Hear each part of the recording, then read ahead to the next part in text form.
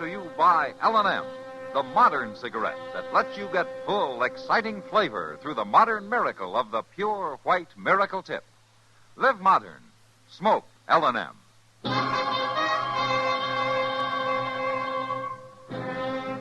Around Dodge City and in the territory on West, there's just one way to handle the killers and the spoilers, and that's with a U.S. Marshal and the smell of Gunsmoke.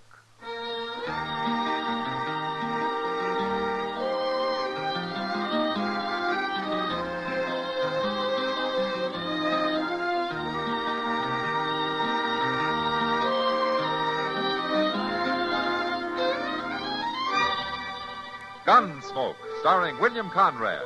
The transcribed story of the violence that moved west with young America. And the story of a man who moved with it. I'm that man. Matt Dillon, United States Marshal. The first man they look for and the last they want to meet.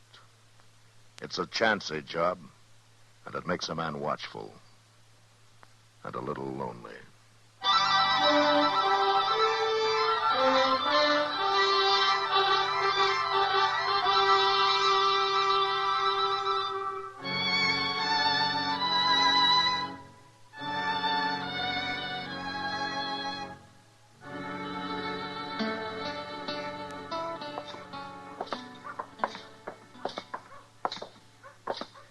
It's a nice, clear evening, Mr. Dillon.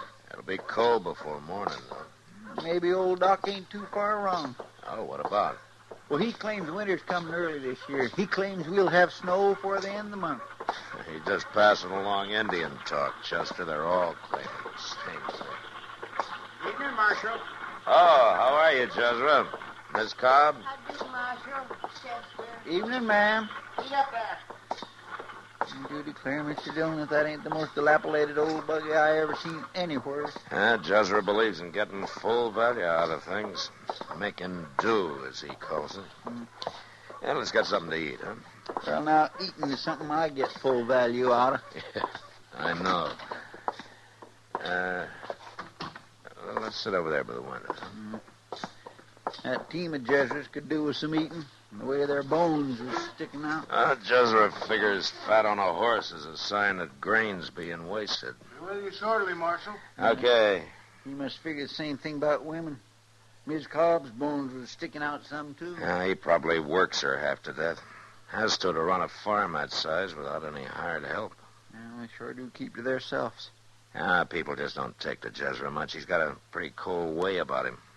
But it's hard to say what she's like. That poor lady don't even open her mouth less than he tells her she can. Plain mousy, that's what she is. What are you figuring to eat, gents? Well, what do you got? Stewed beef and boiled greens. I guess that's what we'll eat, huh, Chester? All right, I'll bring it right out. Boiled greens. Boiled Jimson weed more than that. What? See, that was up the end of the street, Mr. Dillon. Yeah, come on, Chester.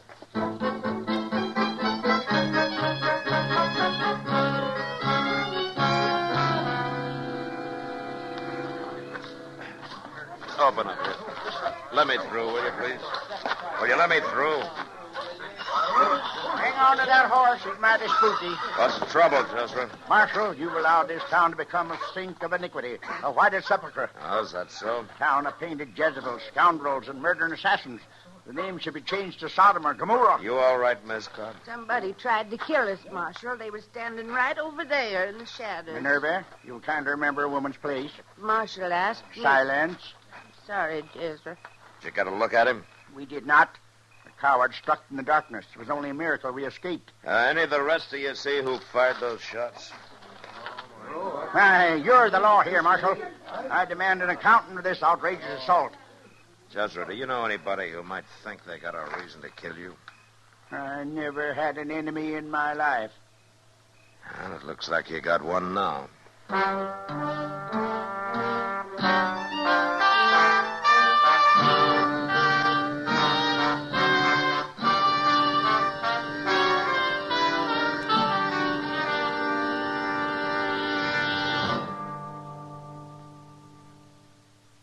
Free yourself of old-fashioned ideas.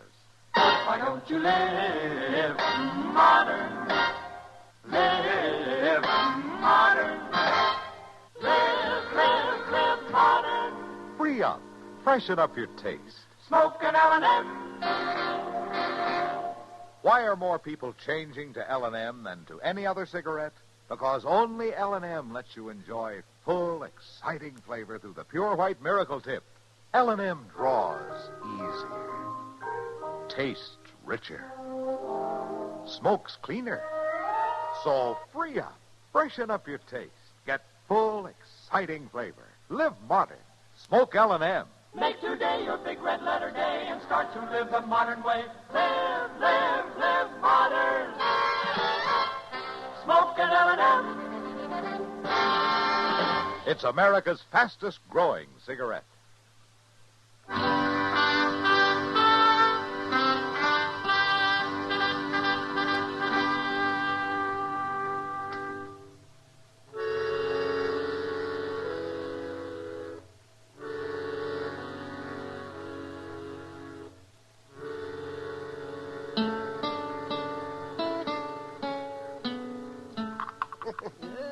Put a little more sugar in here. That should fool Mrs. Putnam. Well, have me that pill mold, will you, Matt? Is this what you mean, Doc? That's it. Thank you. Well, I got to make this prescription look real authentic. Oh, what do you mean? These are fooling pills. Got nothing in them but sugar and some chalk and a little gum araby to bind them. So that's the kind of medicine folks get from you. Oh, no. It's the kind old Mrs. Prudlin gets. Long as she figures they help her. That's all that's necessary. At least they don't do her any harm. Nothing wrong with her anyhow, except in her mind. There you are. We'll let that sit a while and dry, and then... Oh, say, you found out yet who fired those shots at old Jezra Cobb? No, Doc. Not a hint. That's a funny thing, Matt. I don't think I know a soul in Dodge that likes old Jezra. Yeah, I know, Doc. But nobody really hates him either. They just stay clear of him as far as they can. Yeah, that's just it. He just isn't the kind of a man to rouse up strong feelings in anybody, good or bad. Well, he must have roused some, and whoever tried to kill him or kill her, I don't even know for sure which one they were after, him or his wife. You busy, Doc? Huh? Oh, well, come right in, Kitty. Hello, Kitty. Matt, what are you doing here? Well, he's hiding from Jezra Cobb. What? Don't mind, Doc. I'll step outside, Kitty. Oh, no, don't go, Matt. I just wanted to get something for a headache, Doc. Oh, it's too bad. Well, dip yourself some water there. Here are some pills I just made up, Kitty. Oh, now, Doc, you're not... The formula came straight from Boston. Well, if they can take care of this headache, they're miracle pills. That's exactly what they are. Here you are. You swallow a couple of those. Thanks, Doc. I personally guarantee those to stop the world's worst headache in 1 minute flat. Yeah, they've done wonders for Miss Prudlin. Mrs. Prudlin. Pay no attention to him, Kitty. He's all upset over that shooting. Well, I could name a few people who aren't upset over it. Oh, which people? Some of the girls at the Long Branch. He drops in about 3 times a year. Jezra Cobb at the Long Branch? Old, self-righteous Jezra. And every time it means trouble. He always drinks too much, and he bothers everybody Bothers him how? by trying to reform them. And it's the girls who always get the worst of it. Now, who'd have thought it? He calls them painted Jezebels. Says he means to cure them of their transgressions. Of course, the only cure he seems to know is to grab a cane and beat the daylights out of any of them he can get his hands on. I didn't know Jezra was that bad. You ask some of the girls, Matt. Daisy or Billy Bell. Yeah, I will, Kitty. Doc, could I have some of those pills to take with me?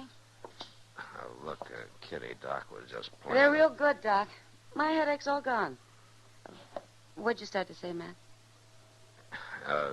Nothing, Kitty. Nothing.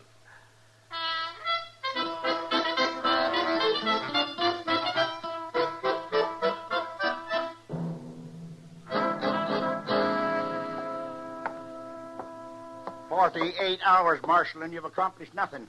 I demand legal action." You haven't helped things any by lying to me, Jezra. Lying to you. You told me you never had an enemy in your life, but 2 or 3 young ladies over at the Long Branch disagree with you.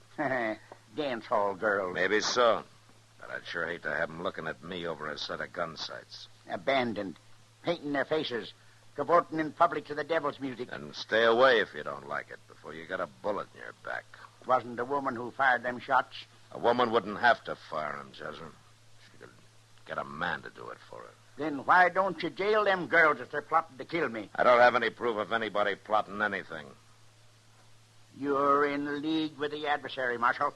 You're aiding and abetting the forces of evil. Let me tell you something, Jezra. I'll aid and abet anybody's right to live his own life according to his own lights. As long as he's within the law. Mr. Dillon, Yeah, what is it? could I see you a minute? Yeah, sure. Yeah, what's the matter, Chester? Well, it's Miss Kitty. She wants you over at the Long Branch right away. Oh, what for? Well, it seems there's a fellow there that's been drinking real heavy, Mr. Dillon, talking too much. Oh? And Miss Kitty heard him say he'd been offered $300 to kill old Jezra.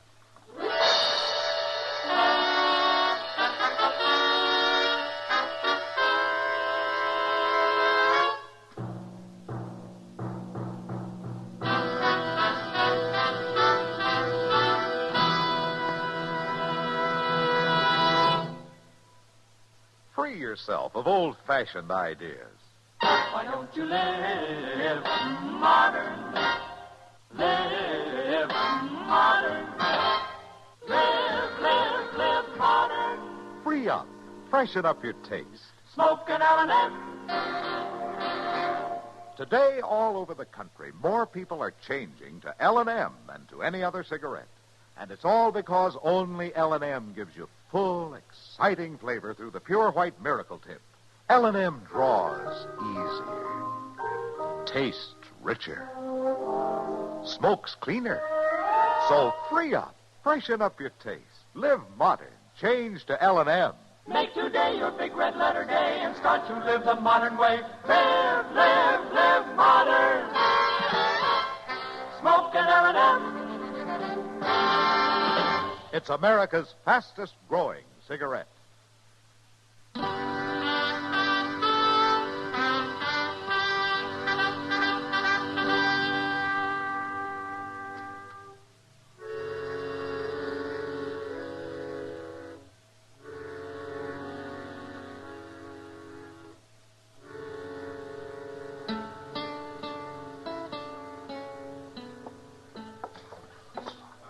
This way, Matt. Right, Kitty. Come on, Chester. Yes, sir. He's playing poker over here with a house dealer and a couple of cowboys. You been in here before? Yeah, just during the last week. He's a drifter, I guess. Goes by the name of Puggy Rado. There. That's him, Matt, on the far side of the table. Uh-huh. Yeah, he looks like a saddle bum. He was making out real braggy for a while. Fastest gun in Texas, that kind of talk. But I guess he knew he'd gone too far when he said that about Jezra Cobb. He shut up tight right after. All right, Kitty, I'll try to get him away from that table. Wait a minute. I think he's coming over here. Yeah.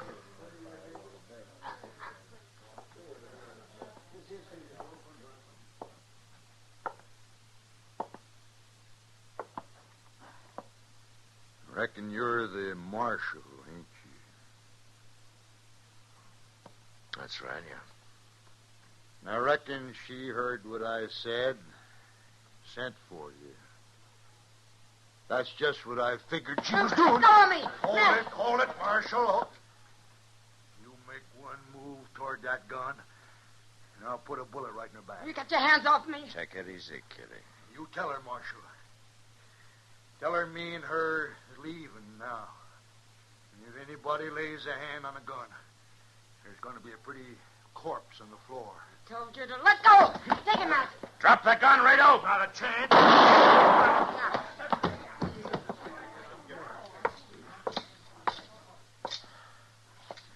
You all right, Kitty?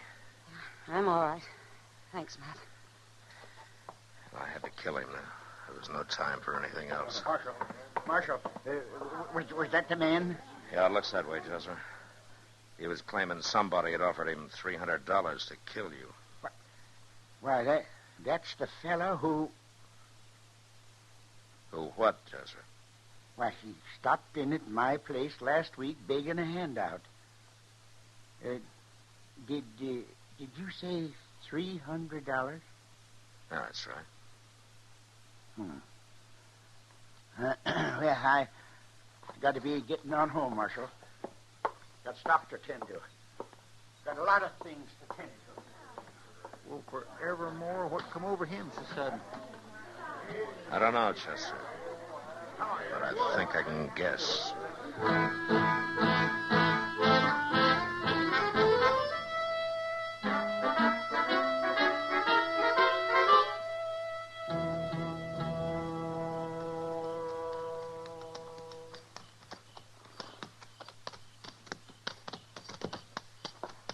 Come on, Chester. Yes, sir.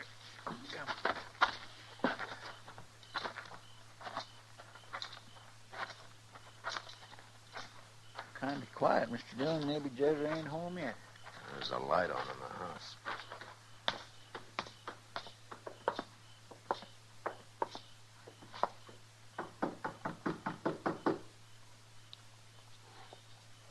That's a real proud barn yonder to be with such a poor-built house, ain't it?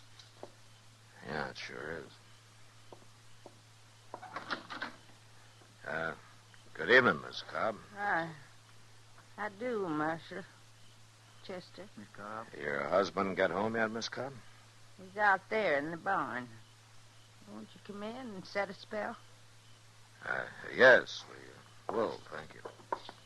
As a matter of fact, Miss Cobb, you're the one we rode out here to see. That's right kind of you, Marshal. Now, you two sit you down there at the table. Just this minute took a wild plum pie out of the oven. Well, no, thank you, Miss Cobb. Well, I don't often get to feed callers. You ain't going to deprive me of the chance. Maybe we could just taste it a little dab, Mr. Dillon. All right, Chester. I always had the impression that you were opposed to visitors, Miss Cobb. Oh, I love to have folks come. Jezra ain't never been one to encourage it. Oh, I see. The righteous must turn their faces from the world. For the world is the cradle of sin. That's what Jezra always said. There you are, piping hot. My gracious, that smells good. Well, eat hearty. There's plenty more. It'll just go to waste. Jezra's never cared too much for plum pie. Miss Cobb, how long have you and Jezra been married? 27 years, Marshal. 27 years. Uh-huh. And over those years, Miss Cobb, how many times did he beat you? Hundreds of times. For my transgressions, he told me. He used to read me from the good book that a husband's got a right to do that. I ain't never learned to read myself. But last month I asked Reverend Blouse, and he said there weren't nothing like that in the good book. Well, maybe Jezra's got his own version. He lied to me, that's what he done. And if he'd lie about that, then, well, I reckon you know, don't you, Marshal? Yes, ma'am. About you offering money to that drifter who rode through here last week. That you hired him to kill Jezra. Yes, ma'am, I guessed it. Jezra did, too. Oh, I figured he did the way he acted in town. He come home and told me about you having to shoot the man. Then he asked me for our savings. And I got it for him. He sat down here and counted it. And when he seen it was the same as that fella had been talking about, $300, then he knowed for sure. What did he say? Oh, nothing much. He just sat here a while, smiling at me kinda in that cold way of his. His glory smile, I always called it. And then he got up and went out to the barn. And, of course, I knowed what he was going for. What do you mean? He was aiming to fetch a hickory stave. He always keeps some out there to mend fences. I declare, Mr. Dillon, a man like that ought to be, well... I think, ma'am, maybe I better go have a little talk with Jezra. Won't be no use, Marshal. Just won't be no use. I think it will, ma'am. Listen to me, Marshal. You're wasting your time. I'm trying to tell you. When he went to fetch that stave, I knowed what he was aiming to do. And I followed him out to the barn. Yes? I stood real close, Marshal, so I wouldn't miss. And I pulled the trigger 4 times. I put the gun there in the cupboard. I figured you'd be wanting it. Jezra ain't never gonna beat me no more. You sit right back down there and finish your pie.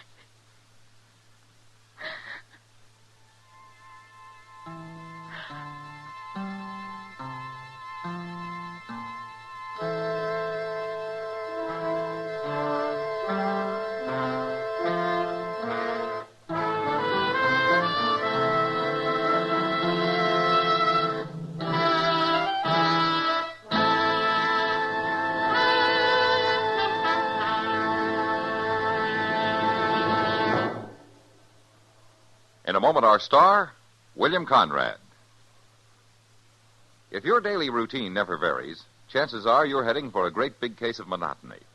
Everybody needs a break once in a while, and sometimes a vacation just once or twice a year isn't enough. But a break once a week would more than fill the bill. What could you do with that leisure time? Here's the answer to that. You can vary your routine with a fascinating and vital pursuit, spotting planes for America's Ground Observer Corps. It's exciting. It's interesting, and just 2 hours a week of your spare time is all that's needed to keep up the 24-hour schedule of the GOC. Men and women from teenage up can help the Air Corps cover the blind spots in our radar system by volunteering for the Ground Observer Corps, a civilian component of the Air Defense Command. You'll be trained and supervised by officers and airmen of the Air Defense Command to spot planes in your area. Find out from your local civilian defense office how you can be a civilian ground observer. This has been a public service message by CBS Radio. And now, William Conrad. You know, when a bad man riding a good horse came into Dodge looking for trouble, well, likely as not he got a bullet hole placed in him. And the horse went to the man who did it. And that was the West. Gunsmoke. Produced and directed by Norman MacDonald, stars William Conrad as Matt Dillon, U.S. Marshal. The script was specially written for Gunsmoke by Les Crutchfield, with editorial supervision by John Meston. The music was composed and conducted by Rex Corey. Sound patterns by Ray Kemper and Bill James. Featured in the cast were Virginia Gregg, Ralph Moody, Don Diamond, and John Daner. Parley Bear is Chester, Howard McNear is Doc, and Georgia Ellis is Kitty. Join us again next week for another specially transcribed story on Gunsmoke.